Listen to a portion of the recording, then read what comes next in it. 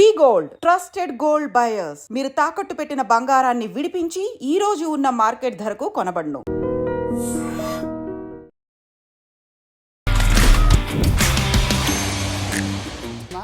Shooting జరుగుతుంది. ఏడిస్తే ఏముంది ఇందులో ఏడవడానికి?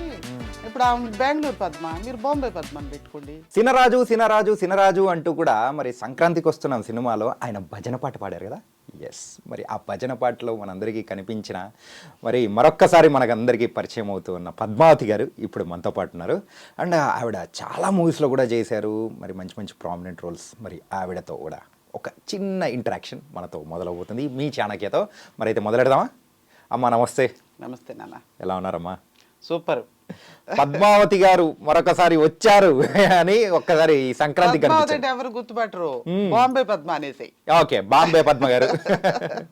బాంబే పద్మ గారు, సంక్రాంతికి వస్తున్నాం గురించి మొదలెడదాం. ఎందుకంటే మళ్ళీ మీరు ఒక రీఇంట్రడ్యూస్ లాగా దాంతో మొదలయ్యారనిపించింది. ఎగ్జాక్ట్లీ. కనిపించడం కనీసం ఒక 2 నిమిషాలైనా కానీ ఎక్స్ప్రెషన్స్తో కానీ ఆ పాటతో కానీ అందరూ కొట్టేశారు.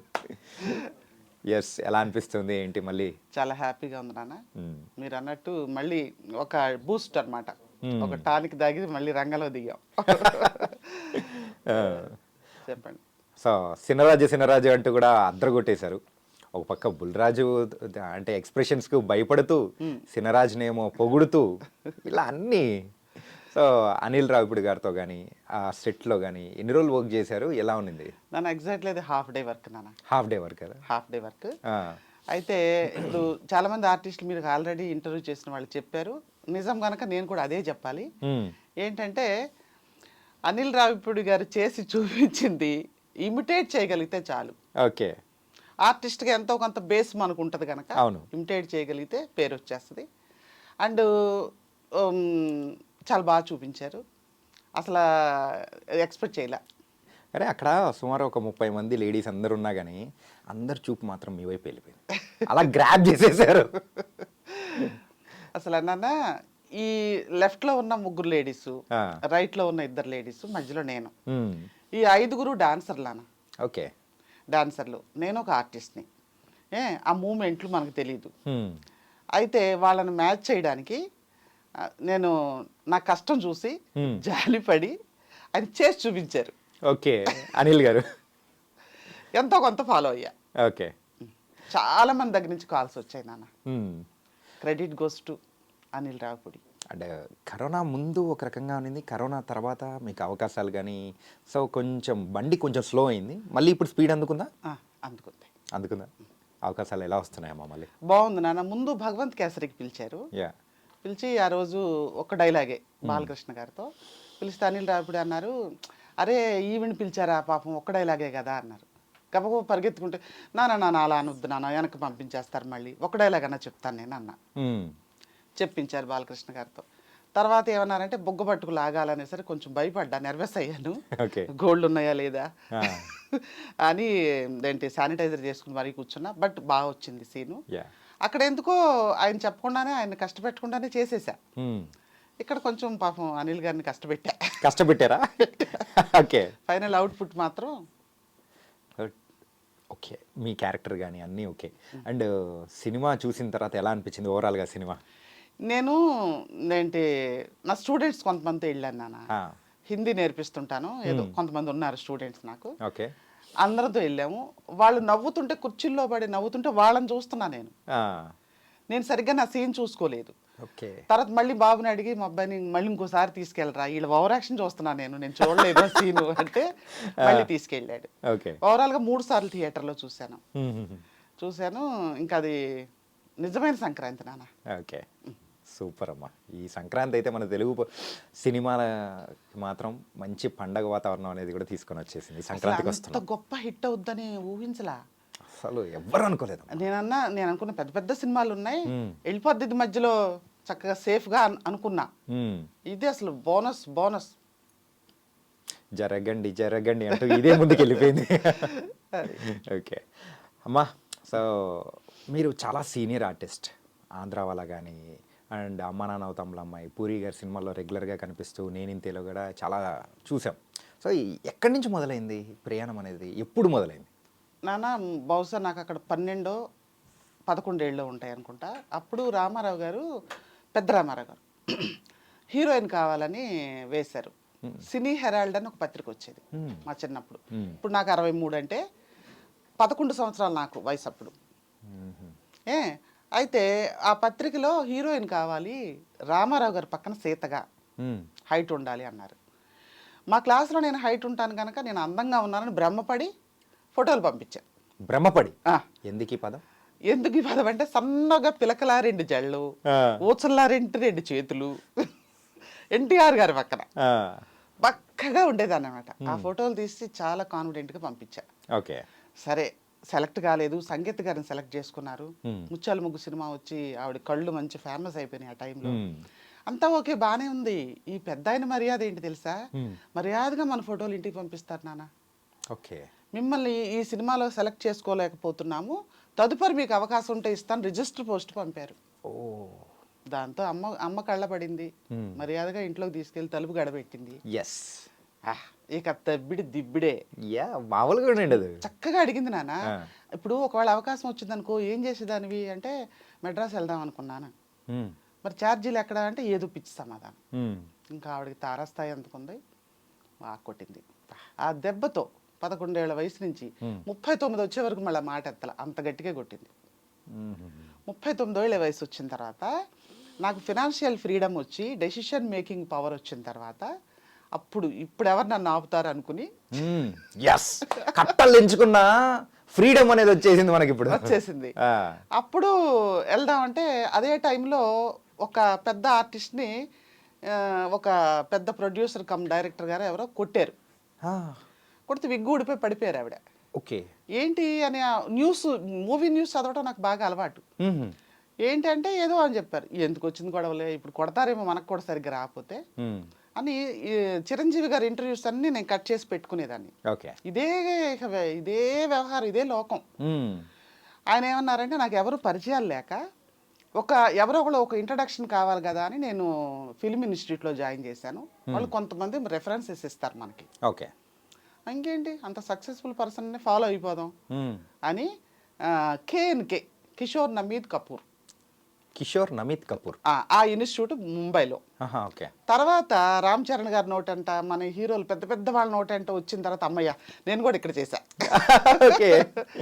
అని అన్న తర్వాత అక్కడ నేర్చుకున్నాను. ఫీజులో కూడా బాగా తగ్గించారు. ఓన్లీ పెద్ద ఆవిడ వెళ్ళి ఇప్పుడు హీరోయిన్ చేసేయాలా ఏమన్నానా, 39 కదా అప్పుడు. 1 year కోర్స్ చేసి అక్కడ అదేంటి సర్టిఫికెట్ తీసుకొని 40వ ఏట ఇక్కడికి వచ్చా. ఓకే, ఇప్పుడు వచ్చి ఖచ్చితంగా 22 నుండి 23 సంవత్సరాలు వచ్చాను. వచ్చి ఇంకా మనకి ఆశ ఉందనుకో నాన్న, సంకల్పం గట్టిదనుకో, ఎలా అలా వచ్చేస్తాం. అది నిజమ్మా, గట్టిగా మనం అనుకోలే కానీ ప్రకృతి కూడా మనకు హెల్ప్ చేస్తుంది అంట. అసలు నేను బాగా చేయగలను అని నాటకాల్లో స్టేజ్ మీద చేసినప్పుడు 10 మంది ఎదురుకుంటే తప్పట్లు కొట్టినప్పుడు మనకు చాలా కాన్ఫిడెన్స్ వచ్చేస్తుంది. మనం చాలా గొప్ప ఆర్టిస్ట్, పెద్ద ఆర్టిస్ట్ అనుకుంటాం. సరే ఎంతో ఉంది యాక్టింగ్ మీద నాకు ఇంట్రెస్ట్ ఉందని మరి డైరెక్టర్లే ఒప్పుకుని నాకు పదే ఇస్తున్నారంటే అదే కదా.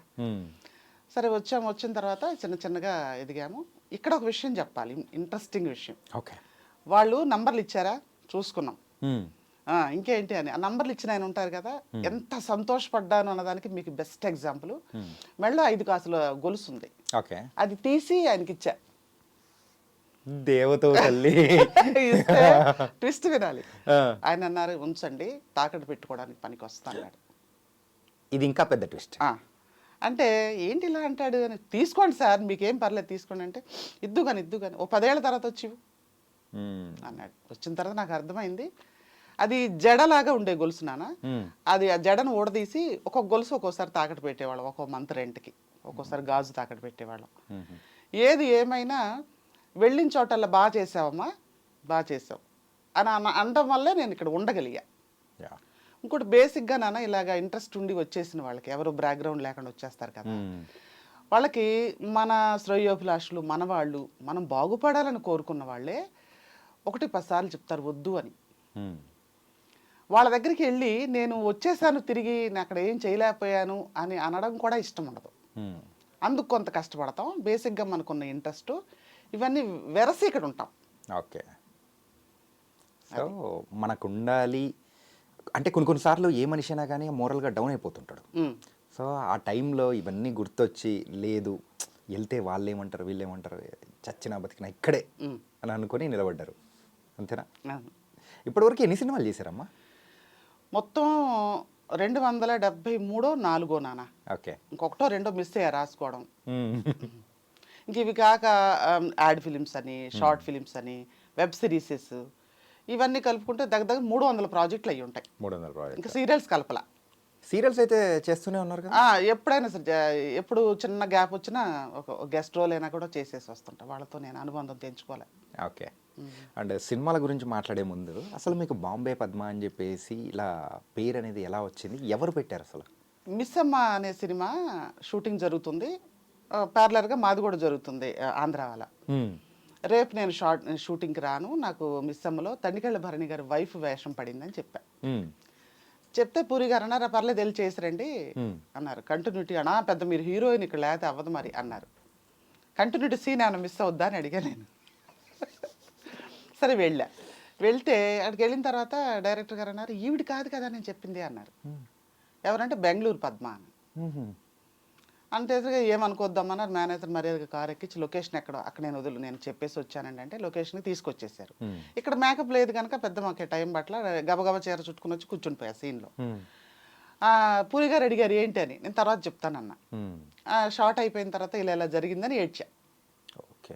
ఏడిస్తే ఏముంది ఇందులో ఏడవడానికి, ఇప్పుడు బెంగళూరు పద్మ మీరు బాంబే పద్మ అని పెట్టుకోండి. ఓకే. అంటే అప్పుడు నన్ను ఏదో ఓదార్చడానికి అన్నారు అనుకున్నా. కట్ చేస్తే అదేంటి టైటిల్స్లో వేస్తారు బాంబే పద్మ. ఓకే. అంతే. అలా మీకు బాంబే పద్మ అని వచ్చేసింది. ఇప్పుడు అలా పిలవకపోతే నేనే కంగారు పడుతున్నా. అందుకే కదా నేను ఇంట్రడక్షన్ లో ఇలా పద్మావతి గారు అంటే బాంబే పద్మ బాంబే పద్మ అని అంటే నైస్ మా. అండ్ అలాగే దీనికంటే ముందు సో మ్యారేజ్ కానీ సో ఉండింది ఎక్కడ, బాంబేలో ఉన్నారా, అండ్ తర్వాత పిల్లలు ఎంతమంది, ఇవన్నీ గురించి కూడా మనం మాట్లాడుకుందాం. ఎస్ నాన్న.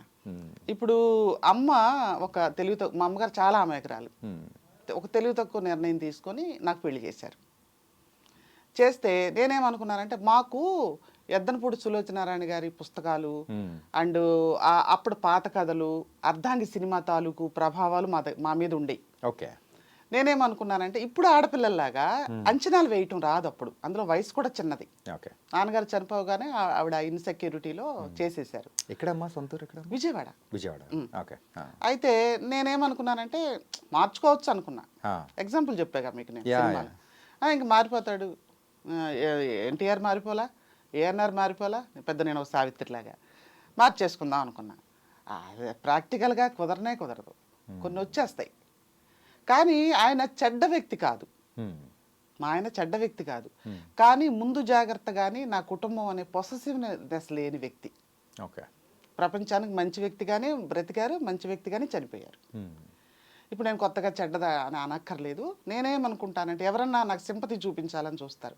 పాపం మీ ఆయన కనుక కరెక్ట్గా ఉంటే అంటే నాకు తినాల్సిన ప్రాప్తం ఉంటే మా ఆయన సంపాదించేవాడు, ఆయన అనద్దు. ఆయన వల్ల నష్టపోయింది నేను, వీళ్ళందరూ ఎందుకు అనాలి? ఆ తర్వాత 3 పిల్లలు. పోనీ అదన్నా తెలిసిందా?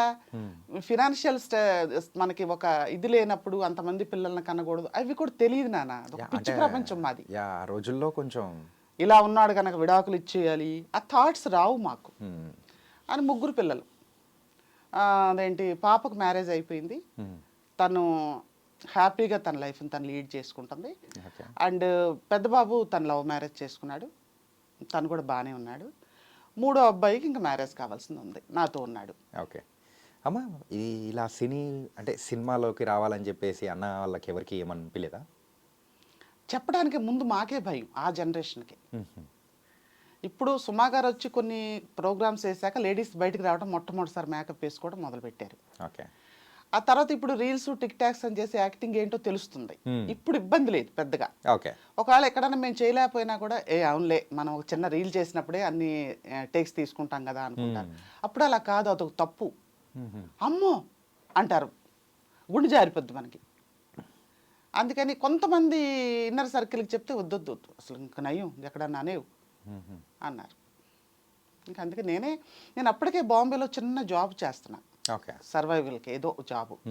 అది చేస్తున్నప్పుడు ఏంటి వాళ్ళు అన్నారన్నమాట, ఒక 1 year వరకు మీరు ఈ ఇల్లు ఫ్రీగా వాడుకోవచ్చు, ఏదైనా జాబ్ చూసుకోండి అంటే.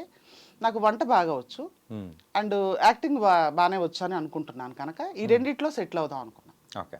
ఆలోచించి ఒక మంచి ఇన్స్టిట్యూట్లో చెఫ్గా కోర్స్ చేద్దామా, లేదంటే యాక్టింగ్ క్లాసెస్ తీసుకుని ఇలా వెళ్దామా ఆలోచించుకుంటే మా కుటుంబ సభ్యులతో కూర్చుని ఆలోచించుకుంటే వాళ్ళు ఏమన్నారంటే, నువ్వు ఇంకా హోటల్ సైడ్ అంటే మొత్తం చాకరీ మీద వేసేసుకుంటావు, ఇదే బెటర్ అన్నారు. ఇటు రావడం సరే. అప్పుడు కేఎన్కే అక్కడ నుంచి సర్టిఫికేట్ తీసుకుని రావడం, ఇంకా రెడ్ కార్పెట్ వేస్తారు, ఇంకా ఈ డబ్బులు లెక్క పెట్టుకోవడమే అనుకున్నా.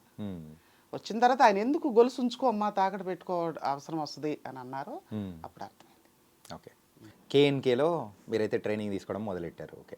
ఆ సర్వైవల్కి ఏదో జాబ్ చేసేవాళ్ళు అన్నారు, ఏం జాబ్ అది? ఏంటంటే అది అరబిక్ కొంచెం వచ్చు, నేను గల్ఫ్ కంట్రీ వెళ్ళాను, కొంచెం వచ్చు. అది ఒక వీసాల ఆఫీస్లో ట్రాన్స్లేషన్ చేసేదాన్ని. ఓకే. మన ఆంధ్ర నుంచి వస్తారు కదా. అవునవును. నాకు ఉండటానికి ఇల్లు ఫ్రీగా ఇచ్చారు కదా, క్వార్టర్స్ లాగా ఇచ్చారు అనుకోండి ఆఫీస్ తరఫున. వాళ్ళకి ఏంటంటే కపిల్ అంటారు వాళ్ళని, స్పాన్సర్ చేసే వాళ్ళని. ఆ స్పాన్సర్కి ఎవరు కావాలి, ఇక్కడ మన దగ్గర మ్యాన్ పవర్ ఏముంది అన్న దగ్గర చిన్న ట్రాన్స్లేషన్కి మనకు వచ్చేది. నాకు వచ్చిన ఒకటే ముక్క అరబిక్. దాంతో ట్రాన్స్లేటర్ అని పెద్ద బిరుదు ఇచ్చి ఒక మంచి శాలరీ ఇచ్చి ఇల్లు ఇచ్చి, అంటే కమిటెడ్గా జాబ్ చేయడం అనేది వాళ్ళకి బాగా నచ్చింది. ఓకే. కొంచెం ఉదయం లేసే అలవాటు ఆంధ్ర వాళ్ళకి మనకి ఎక్కువ ఉంటుంది. ముంబైలో కొంచెం లేట్గా లేస్తారు, ఎర్లీ మార్నింగ్ ఫ్లైట్స్ అప్పుడు నా అలవాటు పనికి వచ్చేది. ఓకే. ఆ జాబ్ చేస్తున్నప్పుడు ఏంటి అక్కడ అందుకుని కొన్నాళ్ళు ఉన్నా. ఏంటి Gulf country story? Gulf country story first నేను వెళ్ళింది, నాకు బట్టలు కుట్టడం కూడా వచ్చినానా. అయితే అక్కడ స్టిచ్చింగ్ హెల్పర్గా అని పంపిస్తాను. అక్కడ మోడల్స్ నాకు రావు కదా అంటే ఒక అతను ఏజెంట్ మోసం చేసి స్టిచ్చింగ్ హెల్పర్ మీరు అని చెప్పి పంపించారు. అక్కడికి వెళ్ళిన తర్వాత ఇంట్లో పనికి పెట్టారు. పెడితే ఎంబసీకి వెళ్ళి చెప్పి నన్ను ఇందుకు తీసుకొచ్చారు, నాతో ఈ పని చేయించుతున్నారు అని చెప్పి నేను అడిగి వాళ్ళకి చెప్పి నేను వచ్చేసాను బ్యాక్కి. ఆయన కూడా వెంటనే పంపించరు, 1 year ఉండవలసి వచ్చింది. 1 year ఉండాలి అంటే వాళ్ళు మన వీసా కోసం కొంత ఫీ కడతారు వాళ్ళు అక్కడ. ఆ డబ్బులు వేస్ట్ అవుతాయి కదా, మీరు టికెట్ కూడా మరి వెయ్యాలి కదా అని అంటే నేను ఉన్నా 1 year ఉన్నా. ఓకే. 1 year తర్వాత వచ్చేసాను. అప్పుడు అన్న వాళ్ళు అక్క వాళ్ళని ఎట్లా? బాబు వాళ్ళిద్దరినేమో హాస్టల్లో వేశాను, మగ పిల్లలిద్దరిని. పాపకు అప్పుడు కొంచెం ఒక సెక్యూర్డ్ ప్లేస్లో పెట్టవలసిన అవసరం వచ్చింది. అందుకని మ్యారేజ్ చేస్తే పోద్ది అని అటువంటి నిర్ణయం తీసుకున్నా. తన ఫ్యామిలీ మంచిది కనుక సరిపోయింది, కానీ లేకపోతే చాలా పశ్చాత్తాపడవలసి వచ్చేది. కానీ అట్లా దేవుడు కూడా చూసి అరే ఇప్పటి వరకు బాధ పెట్టింది చాలు అని కూడా అనుకుంటాడు. సో కానీ ఏమైతుంది, అక్క హ్యాపీ ఉంది. That was nice. Okay. And తర్వాత ఇప్పుడైతే సినిమాల్లోకి వచ్చేసారు. అంటే సినిమాల్లోకి వచ్చిన తర్వాత మీకైతే మంచి పుష్ అయితే ఇచ్చింది పూరి గారు. అవును. ఆంధ్ర వాళ్ళ కానీ, తర్వాత అమ్మ నాన్న తమ్ముళ్ళమ్మాయి, ఇలా చాలా మూవీస్, మెయిన్గా నేనింతేలో. నేను మాట్లాడేది ఒరిజినల్గా అమాయకంగా ఉండటం కొంత ఆయనకు నచ్చింది నాన్న అని అనుకున్నా. తర్వాత అర్థమైంది, అప్పుడు అర్థం కాలేదు. వెళ్ళి ఉన్న నగలని తాకట్టు పెట్టేసుకున్నాను నాన్నమ్మ, నేనేం తిని బతకాలి అని అడిగాను ఆయన. ఓకే. మరి అలా ఎవరైనా ఒక డైరెక్టర్ని అడుగుతారా? అది అలా ఇలా మాట్లాడింది ఏంటి అని అనుకునే టైప్ కాదు. మనుషులను అర్థం చేసుకోవడంలో మొట్టమొదటి స్థానంలో ఉంటారు ఆయన, పూరి గారు. ఓకే. అని తర్వాత నాకు అవకాశాలు ఇచ్చారు. ఫస్ట్ ఆంధ్ర వాళ్ళలో అంత పెద్ద వేషం అని ఆయన అనుకున్నారో లేదో నాకు తెలియదు. మా మున్నానేం చేశారా అని గట్టిగా ఒక డైలాగ్ ఉంటుంది. మనం కోర్స్ చేసి వచ్చిన జోష్లో ఉన్నాం కదా, పెద్దగా అన్నాను మున్నానేం చేశారా అని, ఫస్ట్ డైలాగ్ అది. ఓకే. అనేటప్పటికి రమాప్రభ గారు నా ముందు వరుసలో కూర్చున్నారు. మేము అందరూ ధర్నా చేస్తాం, అవును, ముందు వరుసలో కూర్చుంటారు. ఆవిడ వెనక్కి తిరిగి అంత అరవక్కర్లా, డబ్బింగ్ చెప్పుకోవచ్చు అన్నారు. నాజర్ గారు ఉన్నారు, అందరం ధర్నా కూర్చున్నాం. నాజర్ గారు, మీరు అరవకపోయినా మిమ్మల్ని జనం గుర్తుపడతారు, ఆవిడ నన్ను గుర్తుపట్టండి అని అరుస్తున్నారు అన్నారు. అలా ఎక్కడికి వెళ్ళినా నా మార్కు నేను ఒకటి వదులుకుని రావటం. ఎక్కడికైనా ఆడిషన్స్కి వెళ్ళినా కూడా నేను సొంతగా సీన్ రాసుకుని నా ఓన్గా, అంటే ఒక 2 నిమిషాల ఆడిషన్లో ఒక 5-6 ఎక్స్ప్రెషన్స్ వచ్చేయాలి అన్న వాళ్ళకి ఎదుటి వాళ్ళకి బోర్ కొట్టకూడదు అని నేను ప్లాన్ చేసుకుని రాసుకొని తీసుకుని వెళ్ళి అది చేసి, అంటే నేను బయటకు వచ్చేసిన తర్వాత అబ్బాయి ఈవిడ చాలా అందంగా ఉంది అనుకోవడానికి కానీ, ఈవిడ రామానాయుడు గారు మనవరాలే అనుకోవడానికి కానీ ఏముంది, వచ్చేసిన తర్వాత ఒక మార్క్ వదలాలి. మార్క్ వదలాలంటే పాపం బాగానే చేసింది అనుకోవాలి. అందుకని అంత హోంవర్క్ చేసి ఒక సీన్ రాసుకుని వెళ్ళి చెతక్కొట్టి వచ్చేదాన్ని. ఎక్కడ ఆడిషన్కి వెళ్ళినా వేషం పడతాయి. ఓకే. ఈ ఆంధ్ర వాళ్ళలో ఎన్టీఆర్ గారు ముందు డైలాగ్ చెప్పడానికి భయపడ్డారంటగా? భయపడలేదు నాన్న, ఎన్టీఆర్ కూడా కొత్తే కదా అప్పుడు, భయపడలేదు. కానీ తను కూడా బాగా మాట్లాడేవాడు మాతో. అప్పుడు క్యారవాన్లు అవి లేవు కదా, సారథి స్టూడియోలో గుడిసెల్లాగా వేశారు. ఆ గుడిసెల్లోనే కొంచెం బెటర్ గుడిసె ఆయనకు ఉండేది. అదేంటి అక్కడే ఉండేవాళ్ళం, అందరం భోజనానికి ఒక దగ్గరే కూర్చునేవాళ్ళం. భయపడలేదు, ఫ్రీగానే ఉండేదాన్ని. అంటే ఇప్పుడు ఒకళ్ళ కాంబినేషన్ పడితే భయపడతానేమో, పెద్ద హీరో కదా అని. అప్పుడు చిన్నపిల్లోళ్ళలాగా. కానీ ఆ సీన్ అయితే నిజంగా కింద పడి నవ్వచ్చు. ఆంధ్ర వాళ్ళలో ఆ సీన్ ఉంటుంది కదా, గుడి కొట్టడానికి వచ్చారని చెప్పేసి మీరు అండ్ రామప్రభ గారు, ఎన్టీఆర్ గారు, పావల శ్యామల గారు, ఇప్పుడు బ్రహ్మానందం గారు వచ్చినప్పుడు ఉంటుంది పావల శ్యామల గారు యాక్షన్ మామూలుగా ఉండదు అసలు. అయితే నిజంగా అద్దరు కొట్టేశారు. యా. అండ్ ఎన్ని రోజులు జరిగిందమ్మా షూటింగ్ మొత్తం? అప్పుడు 21 days చేస్తాం నాన్న. 21 days కూల్గానమ్మ చక్కగా చేసుకుని, వేణుమాధవ్ గారు అండ్ ఉత్తేజ్ ఒక్కో దగ్గర అయితే ఇది కంటెంట్ సీను అనుకోండి, అందరూ ముదురులే కదా, డైలాగులు చెప్పుకోలేరా అని చెప్పేవాడు ఆయన. ఎరుపురి గారు ఏంటి మనమేం చెప్పుకుంటాం డైలాగులు అంటే, ఏంటి ఇలా అనుకుందాం, నేను ఇలా అంటా, ఉత్తేజ్ ఇలా అంటాడని మేమే అక్కడ అనుకునేవాళ్ళం. ఆయనకి ఒక రిహార్సల్ అలా చేసి చూపించేవాళ్ళం, బాగానే ఉంది చేసేయండి అనేవాడు. ఒకసారి మాత్రం ఏంటి ఈ షూటింగ్ జరుగుతుండగా రవితేజ గారు వచ్చారు. ఎందుకంటే అప్పుడు అనుకుంటున్నారు ఎన్టీఆర్తో సినిమా తీస్తున్నారంటే కాంబినేషన్ వీళ్ళది కదా రావాలి, గొడవలు వచ్చినాయి వాళ్ళిద్దరి మధ్య అనుకుంటుంటే, అది కాదురా బాబు అని చెప్పడం కోసం ఆయన వచ్చారు రవితేజ గారు. వస్తే జరుగుతుంది షార్ట్ అయిపోయిన తర్వాత రవితేజ అన్నారు, మీరు నిజం చెప్పండి మీరు తాగుతారు కదా అన్నారు. అదేంటి నాన్న అలా అనేసావు, యాక్టింగ్ చేసాం ఇంకా తాగుతున్నట్టు అంటే, లేదు గొడవ రమాప్రభ తిడుతుంటే మీ గ్లాస్ వరకు మీరు దాచుకున్నారు అన్నాడు. నన్ను ప్యాక్ ఆడేవాళ్ళు, ప్యాక్ ఆడుతున్నప్పుడు పోలీసులు వస్తే 52 ముక్కలే, ఆ సెట్ మళ్ళీ కొనుక్కోవచ్చు, కానీ వాడికి దాని మీద ఇంట్రెస్ట్ ఎక్కువ ఉంటుంది, ఆ ముక్కలు తీసి దాచుకుంటాడు డబ్బుల కంటే. తాగుబోతోళ్ళు గొడవ పడుతున్నప్పుడు ఎవరైనా వస్తే ఈ పెగ్గన్నా మిగులుతో తీసి దాచుకుంటారు. అంతే. సైకాలజీ మాకు యాక్టింగ్ క్లాసులో నేర్పారు, నాకు అర్థం అవుతుందిలే. అంత చక్కగా మాట్లాడేవాళ్ళు నాన్న. కానీ అది మాత్రం నిజమ్మా. ఇప్పుడు మీరు చెప్తుంటే నాకు అనిపిస్తుంది ఆ సీన్ నాకు కూడా బాగా గుర్తునమాట. దాని చేస్తారు. ఏం లేదు నాన్న, నువ్వు ఇక్కడ తాగుబోతూ ఆడా మగ కాదు, కూర్చుంటే నువ్వు దాని ప్రకారమే ఆలోచించాలి. ఓకే. ఇప్పుడు ఈ సంక్రాంతిలో చేసాము భజన బృందం అంటే, వాళ్ళు ఎందుకు ఓవర్ యాక్షన్ ఎక్కువ చేస్తారు తెలుసా? మనల్ని అట్రాక్ట్ చేసుకుని డబ్బులు ఎక్కువ ఇస్తారు వెళ్ళేటప్పుడు. బక్షీస్ ఏమంటారు దాన్ని తెలుగులో? టిప్స్ అవి దొరుకుతాయని వీళ్ళు ఎక్కువ ఓవర్ యాక్షన్ చేస్తారు. అంతే. మనం ఆ క్యారెక్టర్ని అర్థం చేసుకున్నాం అనుకో, దానిలాగా చేస్తాం మనం. ఓకే. అంటే అలాగే ఇంకా మూవీస్ అంటే మెయిన్గా చెప్పుకోవాల్సిన అమ్మా నాన్న తమ్ముళ్ళమ్మాయిలో జయసూర్య గారు పక్కనే ఉంటారు. సో లెక్చరర్ రోల్ అనుకుంటా. అవునమ్మా. సో అది ఎట్లుంది షూటింగ్ జయసూర్య గారిని అండ్ రవితేజ గారితో? అది ఫస్ట్ టైం ఏమో ఆంధ్ర వాళ్ళకంటే ముందు. అవును. యా. అయితే ఏముంది, ఒకటే నాన్న, క్యారవాన్స్ లేవు, వాళ్ళు మాకు దొరికేవాళ్ళు. ఓకే. ఇంకా ఇప్పుడున్న నీ ఫోన్లు కానీ ఇంత టెక్నాలజీ ఉంటే ఎన్ని ఫోటోలు ఉండేయో. ఫోటోలే కాదు, అంటే అంతగా కనెక్టివిటీ కూడా ఉండేది కదా కదా. ఆ ఫోటో మేము ఇలా ఉన్నాం ఇంత క్లోజ్గా అంటే ఫోటోలు కూడా మన దగ్గర లేవు. అలా చాలా క్లోజ్గా మాట్లాడతారు, అందరితో మధ్యలో కూర్చుంటారు, బుక్ చదువుకుంటూ ఉంటారు జయసుధ గారు. వెళ్ళి ఆవిడ చదువుకుంటున్నారు కదా అని మనం అలా కూర్చుంటే ఆవిడే మాట్లాడతారు, ఏదో ఒక పేజీలో మూసేసి మాట్లాడతారు మనతో. ఓకే. అంటే ఫస్ట్ పూరి గారిని ఏ సినిమాకి కలిశారు? సో ఫస్ట్ జరిగిన ఇన్సిడెంట్ కానీ ఆ సిచ్యువేషన్ ఏంటి? ఏం లేదు నాన్న, ఆయన ఆఫీస్లో ఓపెన్ ఉండేది, ఇప్పుడులా కాదు. ఆయన కలిసేవారు మనుషులతో, వెళ్ళేవాళ్ళం. వెళ్ళిన తర్వాత ఇది అని కష్టం చెప్పుకుంటాక మనకు టైం దొరికేది. నాకు కావాలి నాన్న, ఇది నమ్ముకుని వచ్చేసాను నేను, వెనక్కి కూడా వెళ్ళలేను. అది ఒక డైరెక్టర్ని సార్ అని పిలవాలి, ఇవన్నీ కూడా తెలియదు. అది కాదు నాన్న, ఇది కాదు నాన్న, ఇది అలవాటు అని అంటే ఆయన సర్లేమ్మ అన్నారు. తర్వాత దొర అవకాశం కుదరలా ఇవ్వడానికి. ఇవ్వకపోతే మళ్ళీ వెళ్ళినప్పుడు నాకు నాకు వేషం అవును కదా అరే అని అన్నారు, మర్చిపోయినట్టున్నారని. మరి నువ్వు ఇలా మర్చిపోతే ఎలా నాన్న, నేను ఈ తాకట్టు పెట్టి నేను నగలన్నీ అయిపోయి తాకట్టు పెట్టేశా, ఇంకేం పెట్టుకొని ఎలా తినాలి అని అడిగా. ఇంకంతే కంటిన్యూ. ఓకే. మళ్ళీ టెంపర్లో కూడా అసలు ఆయన యాక్సెస్ లేదు, ఆయన దగ్గర కలవనివ్వలేదు. టెంపర్ కాదు సారీ, అదేంటి రొమాంటిక్ వాళ్ళ అబ్బాయి మూవీ అయితే దొరకలేదు. మేనేజర్ అయితే అసలు పట్టించుకోవట్లేదు. నేను జూనియర్ ఆర్టిస్టులతో పాటు ఆ అమౌంట్కి వెళ్ళిపోయాను నేను.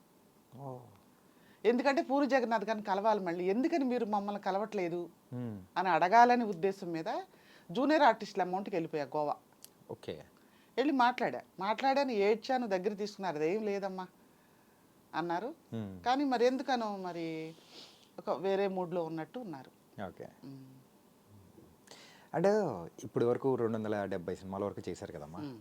ఇన్ని సినిమాల్లో సో అన్ని లాంగ్వేజ్ చేశారా ఎట్లా? లేదు ఓన్లీ తెలుగు. అక్కడ యాక్టింగ్ క్లాసెస్ చేస్తున్నప్పుడు మనం మన ఇష్టం చెప్తాం. మనం ఒక్క సెట్లో అమీర్ ఖాన్ గారితో ఇలా నుంచోవాలని ఉంది, నాకు జూనియర్ ఆర్టిస్ట్కైనా పర్వాలేదు, మనకి ఇష్టమైన హీరోలు ఒకళ్ళిద్దరు చెప్తే వాళ్ళకి ఛాన్సెస్ ఇస్తారు.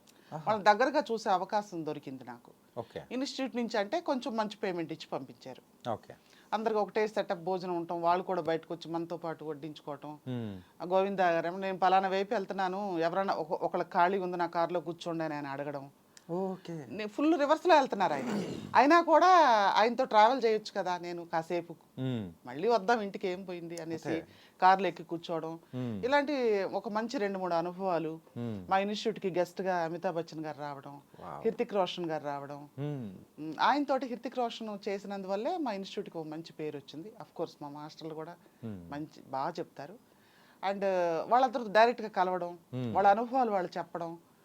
ఆయన అమితాబ్ బచ్చన్ గారు నేను ఇప్పటికీ కూడా నా దగ్గర చేసిన అసిస్టెంట్ డైరెక్టర్లు, అసోసియేట్ డైరెక్టర్లు ఎవరైనా సినిమా తీస్తున్నారు అంటే ఈయనే ఫోన్ చేసి అడుగుతారంట. సపోజ్ మీరున్నారనుకోండి, ఏం చేశారు ఆయనతో, చాణక్య నువ్వు సినిమా తీస్తున్నావంట, నాకు వేషం లేదా అని అడుగుతారంట ఆయన.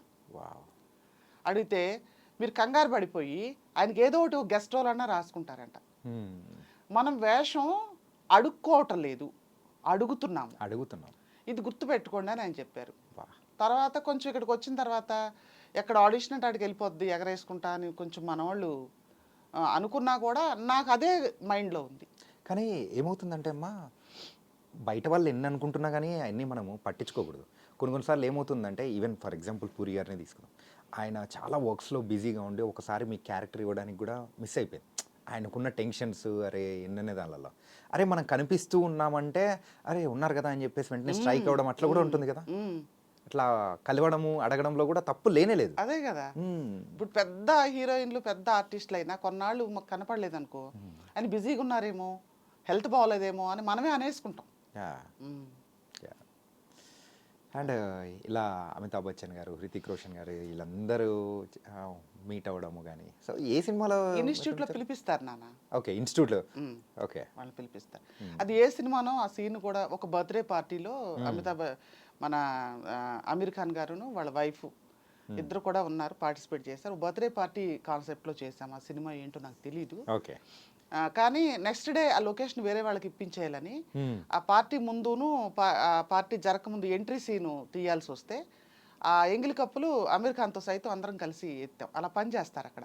ఓకే, ఎత్తాము. ఎందుకంటే అది ఆ కేక్ అంతా చంద్రవందరావకు ముందు సీన్ అన్నమాట, కావాలి. లొకేషన్ రేపు ఉండదంట అనేటప్పుడు మళ్ళీ ఆ సీన్ చేసాము. అవన్నీ గుర్తున్నాయి కానీ మూవీని ఏం గుర్తులేదు. ఒక బర్త్డే పార్టీలో జూనియర్ ఆర్టిస్ట్ లాగా ఒక గెస్ట్ అనుకోండి. అప్రాక్సిమేట్ ఏ ఇయర్లో అమ్మా ఇది? ఇది 2001. 2001. 2 పుష్కరాలు. Okay, nice. అండ్ అమ్మా, ఇంకా మీరు చేసిన రోల్స్లలో మీకు బాగా అనిపించింది, సో ఇంకా ఉండిపోవాలి అని అనిపించిన క్యారెక్టర్ ఏంటి? అలా ఏం లేదు నాన్న, ఏది ఇస్తే అది. దాన్ని ఇప్పుడు గుడిలోకి వెళ్తాం, ప్రసాదం పెడతారనుకోండి, అది ఎలా తయారు చేశారు, నెయ్యి అంత వేస్తారని చూసుకోం, మనం ఇష్టంగా తింటాం. అలాగే ఏ వేషం ఇచ్చినా భగవంతుడి ప్రసాదంతో సమానం, కరెక్ట్గా చేసుకుంటాం. బాగుంది బాగోలేదు అని ఫీడ్బ్యాక్ ఇచ్చేంత మాకు లేదు. ఎవరన్నా డైలాగ్ లేదు, ఈ మధ్య ఒక డైరెక్టర్ గారు, అమ్మ నేను ముందు దాంట్లో కూడా నీకు నేను అవకాశం ఇవ్వలేకపోయాను, దీనికి పిలుస్తున్నాను నేను, అదేంటి కానీ డైలాగ్స్ లేవు అన్నారు. లేవంటే నేను చెయ్యాలి నాన్న, ఫస్ట్ వెబ్ సిరీస్ తీసేడతాను సాయి అని, నేను చెయ్యాలని భలే ఉన్నాడే సినిమాకి వెళ్ళా. ఓకే. డైలాగ్స్ లేవని చెప్పారు. మిమ్మల్ని నేను ఇవ్వట్లేదు అవకాశం, నేను బాధపడుతున్నాను, మీరు రండి అంటే వెళ్ళిన తర్వాత ఆది కాంబినేషను, ఆది ఈవిని నుంచో పెట్టి తాడి చెట్లాగా డైలాగ్ చెప్పించబోవడం ఏంటి అన్నాడు. అంటే లేదు అన్నాడు. ఆది ఒక డైలాగ్ చెప్తే డైరెక్టర్ ఓకే చేశాడు. ఓకే. ఆ సీన్ పేలింది బాగా, అది రీల్స్లో కూడా పెట్టారు. అట్లా తప్ప ఇదే ఇందులోనే ఉండాలి అంటానికి మనము ఒక సర్టన్ ఏజ్లో రాలా, మన ఆశను చంపుకోలేక వయసు అయిపోయిన తర్వాత వచ్చాము. వచ్చి ఇప్పుడు 23 ఏళ్ళు అయింది, 63 వయసుకు వచ్చిన తర్వాత ఎంచుకోవడానికి ఎక్కడ ఉంది ఇంకా మనకి? ఏది ఇస్తే దానికి తగినట్టు డైరెక్టరు సంతోషపడేలా చేయటమే. దానికి తగిన విగ్గులు కొనుక్కోవాలా, ఇది కొనుక్కోవాలా, ఆ బట్టలు నేను షాపింగ్ చేసుకోవటం, ఇలా ఉండాలి అని డిస్క్రైబ్ చేస్తే ఆ క్యారెక్టర్ని 100% చూపించడానికి ప్రయత్నం తప్ప మనం ఏం చేయలేము ఇప్పుడు. ఓకే. అంతే, అదే మెయిన్ వర్క్. మెయిన్ థింగ్ ఏంటంటే సినిమా ప్రయాణం అనేటప్పటికీ సో అప్స్ అండ్ డౌన్స్ అనేది ఉంటాయి. కొన్ని చోట్ల మనకు తీపి దొరుకుతుంటే ఇంకో చోట చేదు అనేది కూడా దొరుకుతుంటుంది. ఆబ్వియస్లీ. సో అలాగే సో ఇంత సినీ ప్రయాణంలో ఎప్పుడైనా కానీ కొన్ని చేదు అనుభవాలు ఏమైనా ఉన్నాయా? చేదు అనుభవం అంటే నాన్న ఒక చిన్నదే, అది పెద్ద మ్యాటర్ కూడా కాదు, ఇంటర్వ్యూలో చెప్పేంత పెద్ద మ్యాటర్ కూడా కాదు, కానీ కొంతమంది అనేది తెలుసుకుంటారని నేను చెప్పాలనుకుంటున్నా. ఓకే. పులి మేక అని ఒక వెబ్ సిరీస్ చేశాను నేను. చేశాను. అందులో నా అదృష్టం ఏంటంటే 2 రోజులు, ఈ రోజున ఖైదీగా చేస్తాను పులి మేకలో, రేపు వ్యవస్థలో జడ్జిగా కూర్చుంటాను. సమింటెన్స్ ఇలా జరిగాయి షూటింగ్లో, అదొక అనుభవం, అది వేరే విషయం. అయితే ఈ పులి మేకలో చేసినప్పుడు ఇప్పుడు కొత్తగా వస్తున్నారు కదా నాన్న ఈ కాస్ట్యూమ్స్ చూసేవాళ్ళు, పాత వాళ్ళు మనవాళ్ళు కాదు, కాస్ట్యూమ్స్ ఫ్యాషన్ డిజైనర్స్ అని వస్తున్నారు కదా, వాళ్ళకి సరైన అవగాహన లేకుండా ఇప్పుడు మమ్మల్ని మేము ఒక ఆర్టిస్ట్ అని కూడా వాళ్ళు గుర్తించరు. యాక్చువల్గా వాళ్ళు గుర్తుపెట్టి ఉండరు. ఇప్పుడు మా రేంజ్ ఆర్టిస్ట్ని వాళ్ళు గుర్తుపెట్టుకోవాల్సిన అవసరం కూడా లేదు, నేను తప్పు అంటలేదు. కొన్ని చెప్పినప్పుడు వయసు కన్నా కొంచెం మర్యాద ఇవ్వాలి.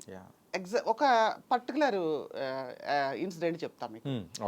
పులి మేకలో ఒక ఖైదీ నేను, ఆమె కోడలును మనవడు మనవరాలు నిద్రపోతుండగా కిరసనాయలు పోసి అంటించి చంపేసిన ఒక కరుడు గట్టిన ఈమె అత్తగారు జైలుకి వెళ్ళింది. జైలుకి వెళ్ళి వచ్చేటప్పుడు అదేంటి హీరోయిన్ లావణ్య త్రిపాఠి ఆమెను కిడ్నాప్ చేసి తీసుకొచ్చి ఒక ప్లేస్ తీసుకొచ్చి కట్టేసి ఒక కుర్చీకి అదేంటి ఇనప గొలుసులతో కట్టేసి కరెంట్ షాక్ ఇచ్చి విషయం చెప్పిస్తుంది. వాళ్ళ కోడల్ని వాళ్ళని చంపినందుకు కాదు, ఈ హీరోయిన్ ఫ్రెండ్ని కూడా చంపుద్ది జైల్లో ఈమె. బుద్ధి మారదుగా, 3 హత్యలు చేసేసింది బ్లడ్ రిలేషన్ని, ఇంకా పెద్ద విషయం ఏముంది? ఒక 5 లక్షలు ఎంతో ఇస్తామంటే చంపేస్తుంది. చంపినప్పుడు ఈ విషయం తెలుసుకోవడానికి తీసుకొచ్చి కట్టేసింది. అంతవరకు కథ వెనక కథ. ఇప్పుడు మెయిన్ ఏంటంటే వెళ్ళినప్పుడు అమ్మాయి అంది చెవులు ఏం పెట్టద్దు, ఇలాగే ఉన్నాయి నాకు చెవులు ఏం పెట్టద్దు, తీసేసేయండి అవన్నీ అంది. నేనన్నా అమ్మ జైలుకి వెళ్ళినప్పుడు బెయిల్ మీద తీసుకొచ్చేసింది కదా, బెయిల్కి వచ్చేటప్పుడు వాళ్ళ దగ్గర ఉన్న వస్తువులన్నీ వాళ్ళకి ఇచ్చేస్తారు. ఈమెమి పేదరాలు కాదు, కోడళ్ళు చంపినప్పుడు ఎలా ఉందో ఆ పట్టుకున్నప్పుడు ఎలా పట్టుకున్నారో అలా తీసుకెళ్ళిపోతారు, వస్తువులన్నీ ఇచ్చేస్తారు. ఇప్పుడు నీకు అంత పేదరాలుగా కనపడి నేను సింపతి కొట్టాల్సిన క్యారెక్టర్ కాదు ఇది. ఏంటి ఇది మాత్రం దున్నలా తయారైంది, వాళ్ళని చంపేసింది అని తిట్టుకోవాలంటే నేను ఉండాలి. పైగా వాళ్ళు మన వస్తువులు ఇచ్చేస్తారు జైలు నుంచి వచ్చినప్పుడు అవి పెట్టుకునే వస్తారు బయటికి, పెట్టుకోవాలంటాను నేను. తీయించేసింది.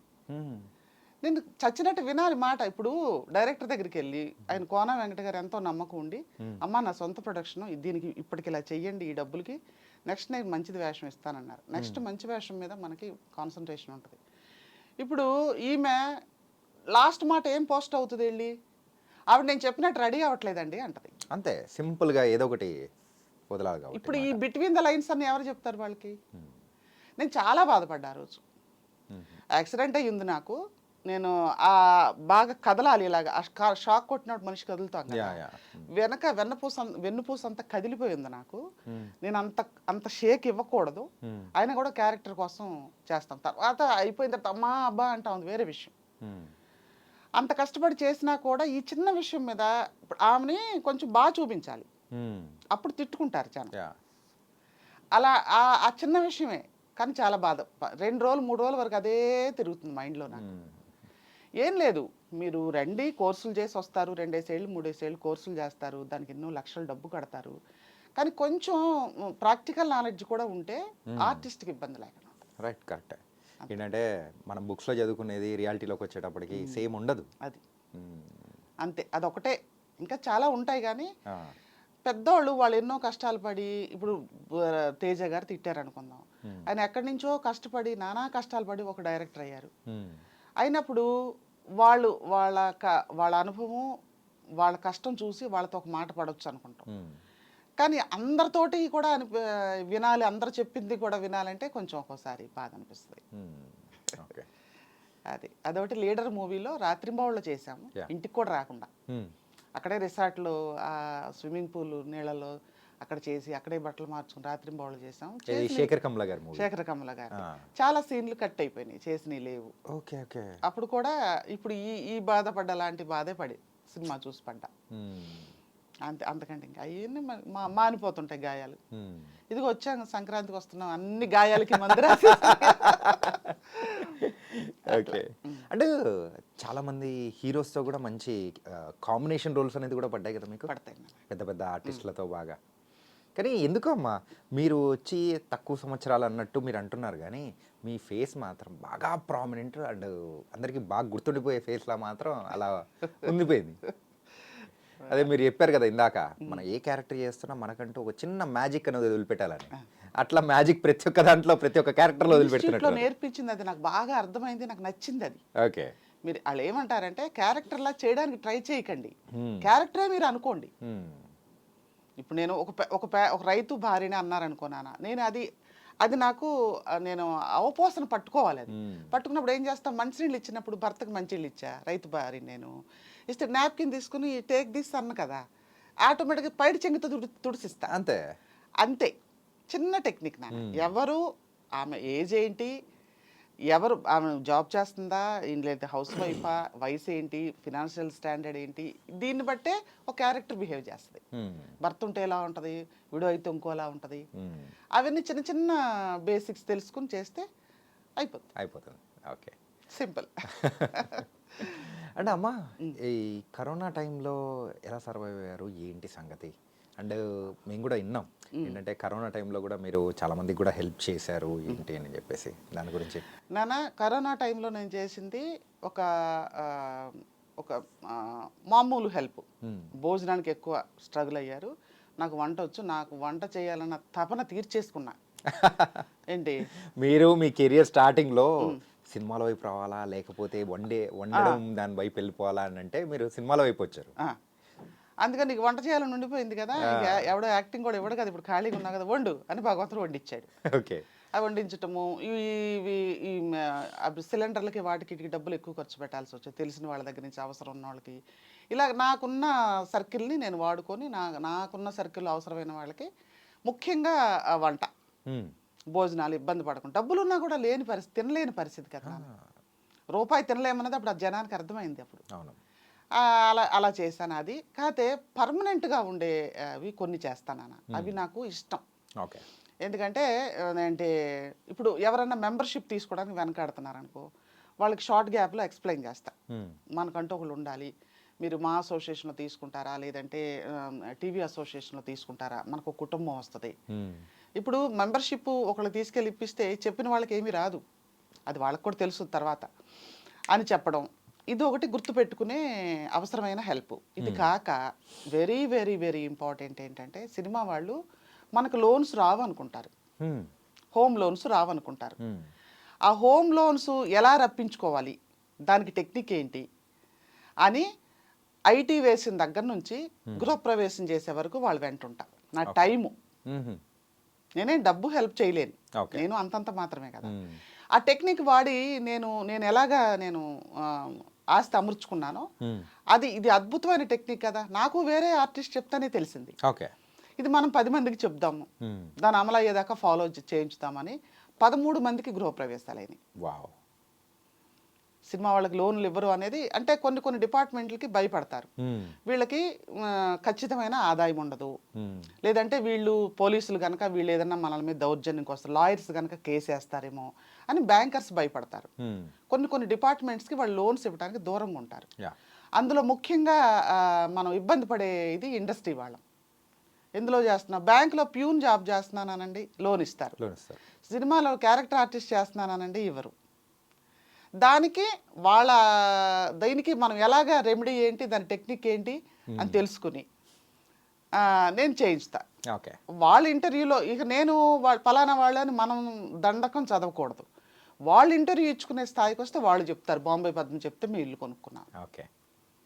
తనకైతే ఒక వే అనేది కూడా వాళ్ళకి చూపిస్తూ అది ఉన్నారు. నేను ప్రాక్టికల్ గా చేసి సక్సెస్ అయ్యి ఆ మార్గం వాళ్ళకి చెప్పి సక్సెస్ చేయించా.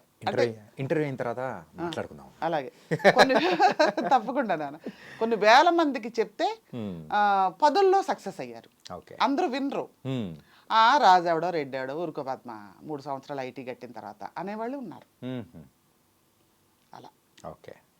అంటే అమ్మా ఈ కరోనా టైంలో అంటే ఉన్న పిల్లలందరికీ మీరు వండి పెట్టడం కానీ, సో మీ ఉన్న అపార్ట్మెంట్లో అందరికీ, సో ఆ టైంలో ఎట్లా సర్వ్ చేశారు? ఏం లేదు నాన్న, ఎవరో కూరగాయలు తెచ్చిచ్చేవాళ్ళు. తెచ్చుకోవడానికి మార్కెట్లు లేవు, మనం వెళ్ళటానికి లేదు, పడేది కాదు. సినిమా ఇండస్ట్రీ వాళ్ళే కూరగాయలు హెల్ప్ చేశారు నాకు. ఓకే. బియ్యం మనకి ఇంట్లో ఉంటాయి, మనం ఎలా కొంచెం ఎక్కువ పెట్టుకుంటాం కనుక ఉంటాయి. అవి వండటం వరకే. నేను పని మనిషిని అప్పుడు లేదు, ఇప్పుడు లేదు. ఇప్పటికీ ఇంట్లో పనులన్నీ నేను చేసుకుంటాను. చక్కగా ఒక లీటర్ కొనుక్కొని పైకి ఎక్కి ఫ్యానులు తుడి చేసుకుని బ్రహ్మాండంగా పనులు చేసేసుకుంటా. అయితే బహుశా నేను ఈ వయసులో కూడా ఈ మాత్రం యాక్టివ్గా ఉంటా కారణం అదేనేమో నేను అనుకుంటా. సరే, ఖర్చు పెట్టకపోవడం కూడా ఆదాయమే కదా నాన్న. అయితే నేనే వండుకోవడం, ఆ తరగడం, వండటం, గిన్నెలు కడుక్కోవడం కొంచెం ఇబ్బందే, కానీ బాగుంటుంది. వాళ్ళు తింటారు కదా, వండేటప్పుడు వాళ్ళు తింటారని ఇమాజినేషన్ చేసుకుంటాం తృప్తిగా. అది ఓపిక తెచ్చేస్తుంది మనిషికి. ఓకే. అన్ని దానాల్లో దానం అనకూడదు, అన్ని విషయాల్లో అన్నం పెట్టి వాళ్ళు కడుపు నిండా తిన్న తర్వాత అది వచ్చే పాజిటివ్ వైబ్స్ చాలా మంచిది. నిజం, అది మాత్రం నిజం. నైస్. అంటే అలాగే మీరు ఏదో యాక్సిడెంట్ అయింది అని అన్నారు, ఏంటది? ఏం లేదు నాన్న, రోడ్డు క్రాస్ చేస్తుంటే ఎక్కడమ్మా? ఒక వెహికల్ ఇక్కడ ఈఎస్ఐ దగ్గర ఓకే, ఒక వెహికల్ వచ్చి గుద్దేసింది. సినిమా లెవెల్లో ఎగిరి పడేటప్పటికి వెన్నుపూస విరిగిపోయి ఉంటే ఏ గొడవ ఉండేది కాదు. మా అసోసియేషన్ వాళ్ళు తీసుకెళ్ళి చక్కగా ఆపరేషన్ చేయించేవాళ్ళు. విరగల, అది ప్లేస్ తప్పింది. ఓకే. రెస్ట్ తీసుకోమంటారు. ఎన్నాళ్ళు రెస్ట్ తీసుకుంటాం మంచం మీద?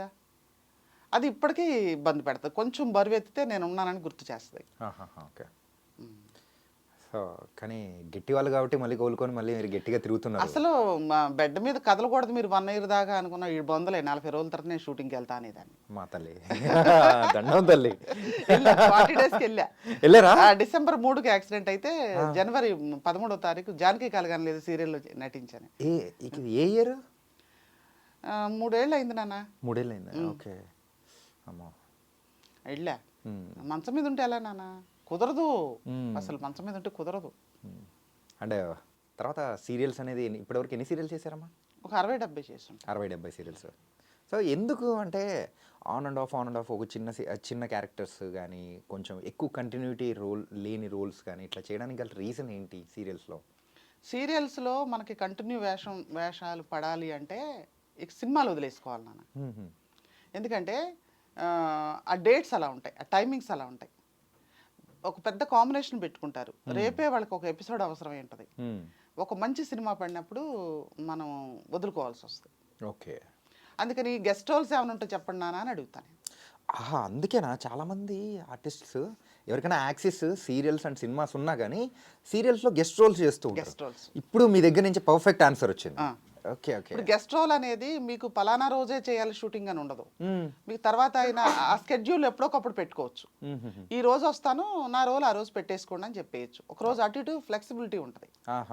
సినిమాలకు ప్రాముఖ్యత ఇవ్వాలనుకున్నప్పుడు అంటే ఇదేదో పెద్ద తెర అదేదో చిన్న తెర అని కాదు, నాకు ఎందుకో ఇక్కడ నాకు ఎక్కువ కంఫర్ట్ ఉంటుంది.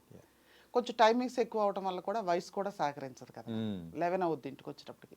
ఓకే. నైట్. నైస్ మా. నాకు అదే అనిపించింది, అరే అమ్మ సినిమాల్లో ఎక్కువ కనిపించకపోయినా కానీ సో సీరియల్స్ ఉంటే సీరియల్స్లో కూడా ఆన్ అండ్ ఆఫ్ అన్నట్లు ఉంటుంది అనమాట. దానికైతే ఆన్సర్ వచ్చేసింది మీ దగ్గర నుంచి. ఓకే. అంటే అలాగే ఇప్పటివరకు ఎంత సంపాదించారేంటి ఇండస్ట్రీ ద్వారా? నాన్న ఇప్పుడు కరెక్ట్గా నిజం చెప్పాలంటే ఇక్కడ సంపాదించేది జాగ్రత్తగా ఉంటే, పాడు చేసుకోకుండా, ఎక్కువ షాపింగ్లు చేసి పిచ్చి ఖర్చులు పెట్టకుండా ఉంటే భోజనానికి సరిపోతుంది. ఓకే. మరి ఒక పెద్ద సినిమా సైరానో లేదంటే ఒక బాహుబలో పడింది, బాగా డబ్బులు వచ్చాయి అనుకోండి, కొంచెం బంగారం కొని పక్కన పెట్టుకోవాలి. ఓకే. ఎందుకంటే అవసరం వచ్చినప్పుడు తాకట్టు పెట్టుకోవడానికి. ఓకే. అప్పుడు మనం ఎవరి దగ్గర చేయి జాపకుండా ఎవడెళ్ళమన్నాడు అని సలహాలు ఇచ్చేవాళ్ళకి దొరకం మనం. నేను ఎవడెళ్ళమన్నాడు సినిమాల్లోకి ఎందుకు, వాళ్ళని అడిగొచ్చామా, వాళ్ళ ఇంట్రెస్టా? హైదరాబాద్లో మనం రాకపోతే ఇండస్ట్రీ ఆగిపోతుందా? మన ఇంట్రెస్ట్తో మనం వచ్చాము, మన బాధలు చెప్పుకొని నాకు వేషాలు ఇవ్వట్లేదని గోల పెట్టద్దు. ఉన్న వాటిలోనే ఎలా ఒక ఆడది సంసారం ఎలా నడుపుకోవాలో అలాగే నడుపుకోవాలి. సెలబ్రిటీ అన్న ఫీలింగ్ వచ్చి అవసరం లేని అన్ని కొని పెద్ద పెద్ద రేట్లు కొని తర్వాత బాధపడి అట్లా వద్దు. ఎవరన్నా అన్నారమ్మా మళ్ళీ ఎందుకు సినిమాలోకి వెళ్ళావు అనవసరంగా ఇది అని? నా తమ్ముళ్ళే వాళ్ళ డిపార్ట్మెంట్లో డిఎస్పీ రేంజ్లో ఉన్నారు నాన్న. 94 బ్యాచ్ నా తమ్ముళ్ళు ఇద్దరు. ఓకే. వాళ్ళు వాళ్ళ సర్కిల్లో నన్ను పరిచయం చేయడానికి వాళ్ళకి నామోషి. నామోషి ఎందుకంటే సినిమాల్లో అంటే తక్కువ. ఎందుకంటే సినిమాల్లోకి వస్తే చెడిపోతారు అనే ఫీలింగ్లో ఉంటారు. మన ఇంట్లో వాళ్ళు అనుకుంటే మన సంగతి తెలిసి మనం ఏం చెప్తాం ఇంకా. ఓకే. 40 ఏళ్ళప్పుడు వచ్చి ఇప్పుడు 63 ఏళ్ళు బామ్మ వేషాలు వేసుకుంటున్నప్పుడు కూడా పరిచయం చేయకపోతే వాళ్ళు వెళ్ళి కాలర్ పట్టుకుని నన్ను పరిచయం చేయని అడిగేదానికంటే సరేలే ఇలాంటి సినిమాలు ఇంకో 4 పెడితే ఎప్పుడో ఒకటి మనసు మారి నాకు కాల్ చేస్తాడేమోలే, బాగుంది అంటాడేమోలే అనుకోవడం తప్ప వాళ్ళని మనం తప్పు పట్టకూడదు. మాటలు ఉన్నాయి ఎంతకు? అవి ఏం పెద్దగా లేవు. ఎప్పుడన్నా పలకరింపులు, ఏం లేదు. ఫంక్షన్లకు వెళ్ళడాలు, అక్కడ మీట్ అయినప్పుడు లేదు. అస్సలు వెలియటమే సినిమా వాళ్ళు అంటే. మా బాబోయ్, సింపుల్గా చెప్పాలంటే తీసి పక్కన పెట్టేశారు. ఓకే. నేను ఏ ఇంటర్వ్యూలో చెప్పలేదు, ఇప్పుడు చెప్తున్నా నేను. ఎంత బాధ. అసలు వాళ్ళ మాట నేను ఎక్కడ ఎత్తలా ఎప్పుడు, ఇంత పెద్ద రేంజ్లో ఉన్న తమ్ముళ్ళు ఉన్నారు అని. అక్కడేమో డబ్బులు ఏం చేసుకోవాలో తెలియక ఫ్రెండ్స్ పేరున బినామీలు పెట్టుకునే స్థితిలో అక్కడ ఉండి మన పుట్టింటి వాళ్ళు, మనం ఇక్కడ గాజు పట్టుకొని తాకట్టుకెళ్ళి, నా కొడుకు అనేవాడు వచ్చిన కొత్తలో 4 గాజులు ఉండేవి, ఒక గాజు తాకట్టు పెడితే 2500 వస్తుంది, ఆ రెంట్కి సరిపోద్ది. ఆ మార్వాడి వాడు అన్నాడంట, ఒక్కొక్కటి తీసుకొస్తావేంటి, చార్ బ్యాంగిల్స్ ఏక్ సాత్ మే లావునా అన్నాడు. అంటే వాడు నన్ను ఒక్కోటి పట్టుకెళ్తే ఇలా అంటున్నాడు, 4 గాజులు ఒకసారి ఇస్తే 10,000 తెచ్చేస్తాను కదా అన్నాడు. అరే వచ్చే నెల కూడా షూటింగ్లు ఉండదు అని నువ్వు ఎందుకు అనుకుంటున్నావు అని మార్వాడి దగ్గరికి వెళ్ళి దెబ్బలాడొచ్చా. అలా అంటారా మీరు పిల్లని, మేము ఏం వస్తుంది దాని మీద డబ్బులు ఇవ్వండి అని. అంతే నాన్న, మనం ఒకళ్ళని అడగకుండా ఉంటాం, మనం ఇష్టం, మనం నిర్ణయం తీసుకున్నాం. ఒకటి నాన్న, లైఫ్ అందరికీ ఇష్టం అయ్యేలాగా గుడ్ బుక్స్లో ఉండటం ఒక టైపు. అది నీకు అది కావాలనుకుంటే అట్లాగే ఉండు. లేదు నాకు ఇష్టం ఉన్నది ఒకటే జన్మ, ఈ జన్మలో నాకు ఇష్టమైనట్టు నేను ఉండకపోతే ఎలాగా అని వస్తే కొన్ని మిస్ అయితే మరి దాని గురించి బాధపడకూడదు. ఓకే. బాధ ఉంటుంది, దాన్ని ఓవర్ చేసి ఇంటర్వ్యూలో ఏడ్ చేసి ఖర్చీపులు తడిపేయకూడదు. అది ఇప్పుడు ఇది నాకెంత ఇంట్రెస్టో వాడికి వాళ్ళ అక్క చెల్లెలు సినిమాల్లోకి వెళ్ళిందంటే వాళ్ళకి అంత ఇబ్బంది ఏమో. కానీ మీరు ఇంత ప్రాక్టికల్గా ఎలా ఉంటున్నారమ్మా అసలు? ప్రాక్టికల్గా ఎలా ఉన్నారంటే credit goes to my husband. Okay. ఆయన రెస్పాన్సిబిలిటీ తీసుకోకపోవడం వల్ల నాకు ప్రాక్టికాలిటీ వచ్చింది. కానీ ఎవరైనా కానీ ఇంటర్వ్యూ చేస్తూ ఉన్నప్పుడు ఇలాంటి మాటలు వచ్చాయంటే ఒక సైలెంట్ అయిపోతుంటారు. కాకపోతే మీరు అలా లేకుండా, అంటే ఒక కష్టం ఏదైనా ఉన్నా కానీ దాన్ని కూడా ఒక టైప్లో ఎంటర్టైనింగ్ వేలో చెప్పే విధానం ఉంది చూసారా? ఏం లేదు నాన్న, ఎప్పుడు నీకు వచ్చిన కష్టాన్ని, నీకు వచ్చిన ఇబ్బందిని పక్క వాడి మీదగా తోసావు అంటే నువ్వు ఎదగవు. ఇందులో నాది కూడా ఏదన్నా తప్పు ఉంటుంది కానీ ముందు మన పాయింట్ ఆఫ్ వ్యూ ఆలోచించుకొని ఇక్కడ నాదేమన్నా జరిగిందా, అయినా కూడా ఈ లాస్ వచ్చింది, సరే ఈ లాస్ మనకి అనుభవించాల్సింది ఉంది కానీ వాట్ నెక్స్ట్. ఓకే. అంతే తప్ప దీన్ని సీన్ చేసుకొని నరాలు తెంచుకుంటే ఇప్పుడు మీకు నేను 80 లాగా కనపడేదాన్ని. అంతే, మేము బాగుండాలిగా, మరి ఇన్స్ట్రుమెంట్ ఇదేగా ఆర్టిస్ట్ అంటే. దీన్ని ఆరోగ్యంగా ఉంచుకోకపోతే నేను సింపుల్ చెప్తాను అన్న, స్టూడెంట్స్ ఉన్నారన్నాను కదా, కొంతమంది యాక్టింగ్ విషయంలో టిప్స్ తీసుకుంటాకు వస్తారు free of cost. Okay. And అదేంటి హిందీ నేర్చుకోవడానికి వస్తారు, హిందీ ఫ్లూయెన్సీ కావాల్సిన వాళ్ళు. ఈ 2 టైప్ ఆఫ్ ఆర్టిస్టులు వచ్చినా నేను ఒకటే చెప్తా, హెల్త్ జాగ్రత్త పెట్టుకోండి, మీకున్న ఏజ్కి 10 ఏళ్ళు అబద్ధం చెప్తే నమ్మేయాలి. హెల్త్ జాగ్రత్త పెట్టుకోండి, డబ్బు సంపాదించుకోండి, మీకు సొసైటీ నుంచి ఫ్రీగా రెస్పెక్ట్ వస్తుంది. ఓకే. దీన్ని ఎందుకు వదులుకుంటావు? లైఫ్ మొత్తం ఈ 3 పాయింట్లో ఉంది. ఇది తెలుసుకుంటే గోల ఏడుపు పక్కన వాళ్ళ మీద టైం వేస్ట్ నాన్న. వాడు ఇలా చేశాడు, వాడు అలా చేశాడు అని చాడీలు చెప్పుకునే టైంలో కాసేపు వర్కౌట్లు చేసుకో, అయిపోయి ఇది ఫ్రీ అయిపోతుంది. ఎవరి గురించి పట్టించుకోవాల్సిన అవసరం లేదు. ఓకే. అంతే, మన జీవితం మన ఇష్టం. అంటే ఇప్పుడైతే ప్రజెంట్ చిన్న ఏం చేస్తున్నారు? Cinema direction. సినిమా డైరెక్షనా? సినిమాల్లోకి రారని చెప్పేసి అని అన్నారు, మళ్ళీ సినిమాల్లోకి తీసుకొని వచ్చినారు, ఏంటిది? రారు వద్దు అన్నది నా తమ్ముళ్ళు. ఓకే. కాకపోతే నేను స్టార్టింగ్లో అడిగా మిమ్మల్ని, అంటే పెద్దన్నకేమో లవ్ మ్యారేజ్ అయిపోయింది అది అన్నారు, చిన్నన్నయ్య ఇట్లా సినిమాల్లోకి ఇట్లా అంటే సినిమాల్లో మనం చెప్తేనా వచ్చేది వాడికి పెళ్లి కాలేదు, నాతోనే ఉన్నాడు అన్న. ఓకే. పెళ్ళి అయితే పెళ్ళ ఎలా తీసుకెళ్ళిపోద్ది కదా అన్న సెన్స్. ఆహా. ఎందుక ముసలాళ్ళు మరి ఇంట్లో ఎవరు బతకాడు బతక. అమ్మా, వాళ్ళు ఉంటేనే కదా. సరే, తను సినిమా డైరెక్టర్, తనే ప్రొడ్యూస్ చేశాడు. వైల్డ్ వర్చ్ క్రియేషన్స్ అని ఒక సంస్థ పెట్టి తనే ప్రొడ్యూస్ చేశాడు. ఫ్రెండ్స్ ఏదో కొలాబరేట్ చేసినట్టున్నారు. అది రిలీజ్ అయింది, అమెజాన్లో ఉంది. కృష్ణఘట్టం డైరెక్టర్గా మంచి పేరు వచ్చింది. సెకండ్ మూవీ ట్రయల్స్ కోసం ఉన్నాడు. ఓకే. ఏంటి ఆ సినిమా పేరు? కృష్ణఘట్టం. కృష్ణఘట్టం. ఓకే. మొత్తానికైతే సో మీ తర్వాత తరం అనేది కూడా ఇందులోనే ఉంది. ఏం లేదు నాన్న, తన్ని ఒక మంచి వ్యక్తిగా పెంచుకున్నాను. మనం పిల్లలు తల్లి అనేది ముగ్గురు పిల్లల్ని ఒకేలా పెంచుద్ది. ఒక్కొక్కరు తీసుకుంటారు, ఒక్కొక్కరు తీసుకోరు. వాడు అన్నీ చూశాడు, కష్టాలు నష్టాలన్నీ. ఒక ప్రాక్టికల్ మనిషి తను. ఆ విధంగా తీసిన సినిమాకి పర్లేదు, వీడు సాఫ్ట్వేర్ జాబ్ ఎందుకు వదిలేసి వచ్చారా దరిద్రుడానికి ఏం వచ్చు అని అనుకుండా, పర్లేదు విషయం ఉన్న కుర్రోడే అనేటట్టు పేరు తెచ్చుకున్నాడు. నెక్స్ట్ ఎంత ఎదుగుతాడు అనేది మనం బేస్మెంట్ వేస్తాం అంతే. దాని మీద వాళ్ళు గుడిసి కడతారా మెహల్ కడతారా వాళ్ళ ఇష్టం. అంతే, అది కరెక్టే అమ్మా. మరి పెద్దన్నయ్య లవ్ మ్యారేజ్ చేసుకున్నాడు.